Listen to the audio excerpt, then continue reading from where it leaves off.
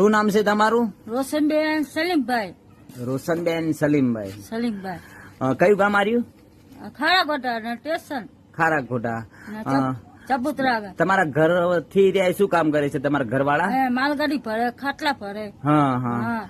અને આ સાંઈ બાપુ તરફથી તમને 3 મહિનાની કરિયાણાની કીટ આપવામાં આવી છે. સાંઈ બાપુ એક કીટ આપી છે. ઠીક આપી સાહેબ. હા હા.